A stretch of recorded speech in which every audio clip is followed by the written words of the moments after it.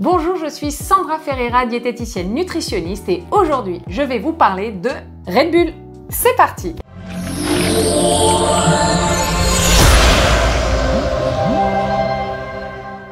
Alors pourquoi parler aujourd'hui de Red Bull? Je connais ça depuis très longtemps, mais aujourd'hui j'étais en train de faire ma séance de sport et on est venu me donner une canette de Red Bull pour avoir de l'énergie. Et là je me suis dit, il faut que je fasse une vidéo. Merci à la personne qui m'a ramené cette canette. Bon, vous remarquez, elle est vide parce que j'étais curieuse du goût. Je vous en parle juste après parce que je ne savais pas en revanche que le Red Bull avait fait Red Bull sans sucre. Bon, le Red Bull, c'est une boisson populaire dite énergétique. Mais en matière de santé, il faut quand même le dire, ça soulève quelques préoccupations. Déjà dedans, on a de la caféine. À peu près 80 mg de caféine par canette. C'est ce qu'on va retrouver dans une tasse de café. Vous le savez peut-être déjà, la caféine, c'est un stimulant du système nerveux central et c'est vrai que ça vous réveille un peu, c'est bien pour la vigilance et pour les sensations de fatigue. Mais en grande quantité, la caféine, c'est pas bon pour la santé. Vous pouvez ressentir de l'anxiété, des palpitations, des insomnies, voire une dépendance. Bon, le Red Bull classique, qui n'est pas celui que j'ai là, est en plus très riche en sucre. Bah oui, on veut de l'énergie, alors on donne du sucre. En moyenne, on va retrouver entre 25 et 30 grammes de sucre par canette. C'est donc 5 à 6 cuillères à café de sucre que vous buvez par canette. Et comme toujours, boire des boissons sucrées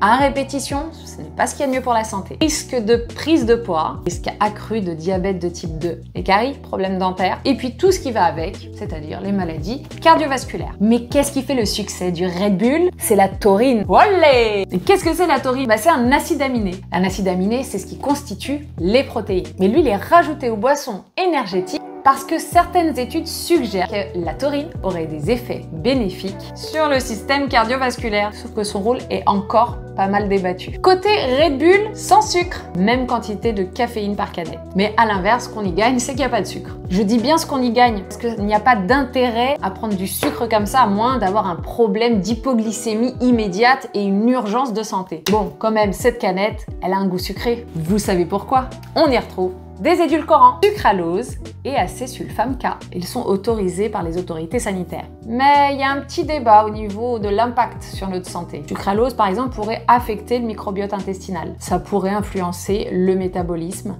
et augmenter les envies de sucre. Bref, un sujet encore à creuser. Retenez que si vous buvez cette boisson de manière trop régulière, il y a des risques pour votre système cardiovasculaire, des risques pour votre sommeil et pour l'anxiété, et il peut y avoir des interactions médicamenteuses, surtout ceux qui concernent la pression artérielle et même les antidépresseurs. Bref, dans les deux cas, mon discours est toujours le même, consommation modérée s'il vous plaît. Occasionnelle même, c'est encore mieux. Voire pas du tout. Si vraiment vous voulez un boost d'énergie, le secret réside dans l'équilibre alimentaire. Une alimentation équilibrée, une bonne hydratation, et le tour est joué. Alors est-ce que vous buvez du Red Bull? Dites-le moi en commentaire. Et si vous en buvez, dites-moi si c'est celui avec sucre ou sans sucre et si vous ressentez des effets, voire positifs ou négatifs. Et comme le disait Hippocrate, que ton aliment soit ton médicament, mais pas que. À bientôt.